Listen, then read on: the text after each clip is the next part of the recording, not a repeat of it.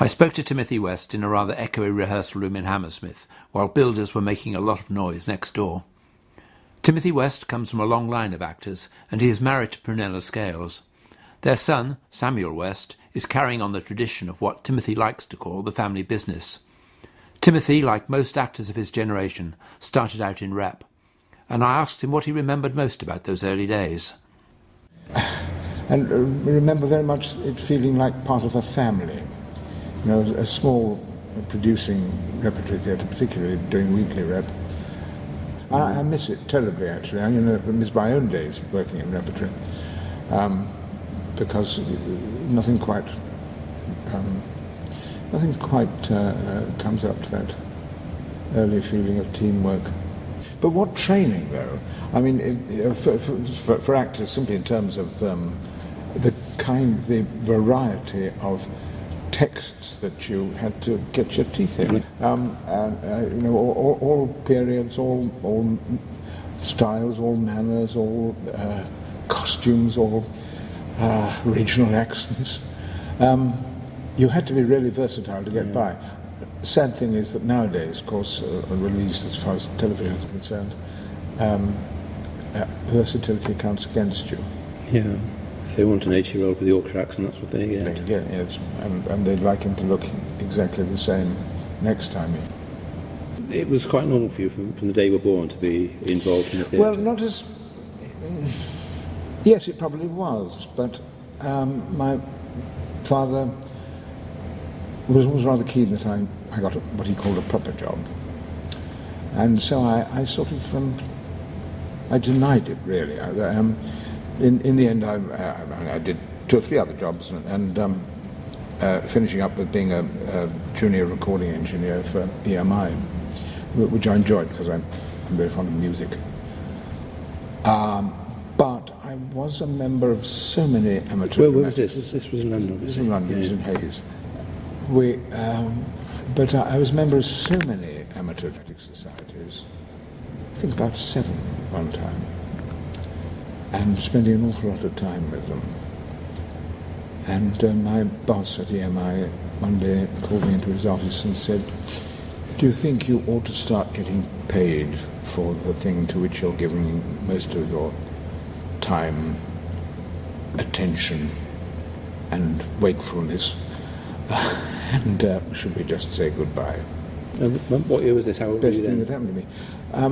I must have been, well, it was 1956, so I would be 22. It was the beginning of reel-to-reel tape.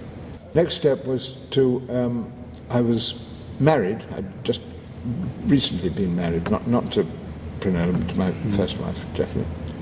And we had a house in Wimbledon. And my mother-in-law, who was a rather powerful woman, knew Peter Haddon, who ran the Wimbledon Players, whatever they were called, the Peter Haddon Company, at the Wimbledon Theatre, and said, "Could you get him in?" And he said, "Well, I could always use a male student ASM." Student being an important word, because it meant you didn't have to actually... Were you? So they didn't have to pay you, did they? £3 a week I got in Oh, good old you. I got £1.10, but then you're slightly younger. And that was the start of it, really. I mean, it's extraordinary to look back at Wimbledon Theatre, which is, even if you close the gallery, it's a 1,400-seater theatre, weekly rep, and people came. And it has the advantage of being near London, because it was very often a problem in those days that people didn't want to work in the provinces. That's right. And there were half a dozen around, like Wimbledon, Bromley, Hornchurch, whatever, where people could go home at night and were very happy to do it. So you've got good people there. That's right. Which you possibly wouldn't get in Perth or Dundee. No, right. So what parts did you play there? Well, the parts just were extra, weren't they? I mean, I was sweeping the stage, making the tea, helping make the props. What year was this again? 1956. 56 again, okay. Yes. Timothy West's father, Lockwood West, was a well-known and respected character actor working on stage, in film and on radio. I asked Timothy how his father had felt about his son becoming an actor. When I started to get,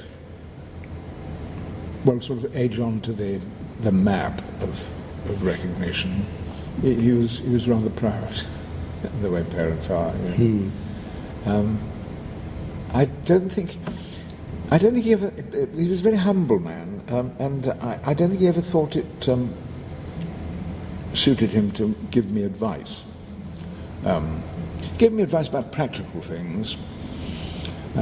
Because I think in those days, a lot of the really old actors who'd been working in the 20s and 30s, there were lots of sort of tricks of the trade and things that were passed out from musical days almost. Things like that, yes. I mean, things like before you, in the old days where there'd be the floats, before your exit, you stamp your foot, the floats would flare up and you get around, and things like that. That sort of thing, yes. Did he never pass on any things like that to you? No, he said, listen, if you're playing old parts, as I very often was, don't wear one of those awful wigs from Spahns or whoever they wear. They are terrible, and they have canvas fronts, and you have to paint the canvas front, and then it's unusable for the next person next week who uses it. So my advice is cornflour. So I always use cornflour. And that was cheaper, and it works. Unless you have to go out in the rain, which I did once.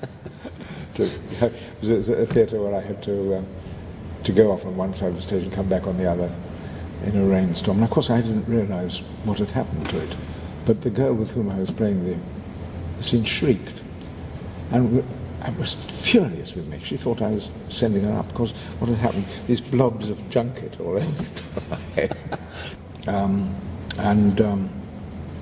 No, I think I got the little sort of odd job. Would you have liked to go to drama school? At the time, I didn't see the need for it. I seemed to be learning. And the point was, in those people. days, you could do it. You didn't have to. Do it, yes, and also I liked the way I was, learning the whole business from. And 3 years in the business in rep, you'd learn a good deal more than you would in Gallows Yes, Street. that's right. You've certainly done more plays. Later, of course, I often thought, well, here I am, I can't fence, I can't dance. You often required to fence? Once or twice, yes. I do broadsword, that's all right, but no fencing, no. And dancing, hopeless. But you would always say that you could if asked, no doubt. I would want to know who the choreographer was. I have been able to dance with 2 or 3, perhaps 2 is really accomplished and very patient and understanding and genius choreographers. We were doing a play called Thieves' Carnival on tour for the Prospect Company, and Julian Glover and Martin Potter and I had to do a dance. It wasn't very difficult. And we're all awful dancers. I'm much the worst, but we were all pretty terrible. And there was a very, very nice choreographer called Bill Drysdale. And he came and he said, well, it's very simple, Tim. You just, on the third beat, you step off with the left foot. No, left foot. Look, it's just like walking, really. We'll think of something even easier. And he began to shake slightly and began to smoke rather heavily, and I noticed he wasn't shaving very well. And then after about a week, he just disappeared, never came again. And we never got it right.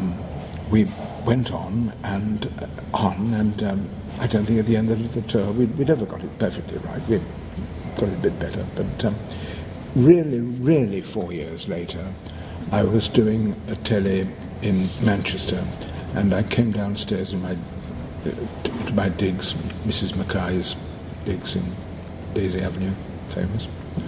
And there at the table, having his breakfast, was Bill Drysdale, buttering a piece of toast.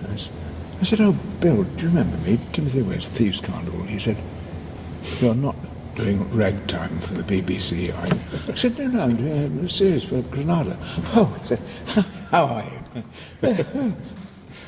He'd remembered it all that time. Oh dear. Tell me about Mrs. Mackay. Oh, Mrs. Mackay, well, yes. She was the kind of archetypal landlady. Because there was a type. There were, fortunately, everywhere. And a house was called Astra House, the home of the stars, in Daisy Avenue, Manchester. And she was a wonderful malaprop. She said, well, I've got that Alan Cuthbertson coming next week. I hear he's a bit pedantic. And one day she said, I've got a big professor from Jerusalem. Oh no, she said, I've had a big professor from Jerusalem last week to me. And he was brought in by Mr. Herbert Wise, and Mr. Wise said, I've got this big professor from Jerusalem. Would you, if I brought him in on Friday, would you make him a lovely tea? So I did. Gave him a lovely tea on that table where he was sitting down to me. And this big professor of Jerusalem came in, and he placed some grey rolled objects on the table, and I could see at once they were papyrus, because I know about Egyptology. My father used to take me to the museum on Sundays to watch the mummies. And the big professor from Jerusalem said to me, Mrs. Mackay, what you are now witnessing are none other than the celebrated deep sea rolls. Kindly do not breathe too heavily, or you will destroy the fabric. Oh, I've had them all here, Tim. And there was one a week. Yes, she was wonderful. But they were a real breed. Oh, yeah. And every big town had thank God for them, because what do you do without them? It's just cheap hotels or other dodgy B&Bs sometimes. No, there are some still alive and around, and it's because they like the chat. They like. But they're not institutions as they used to be. Not institutions, but they used to be.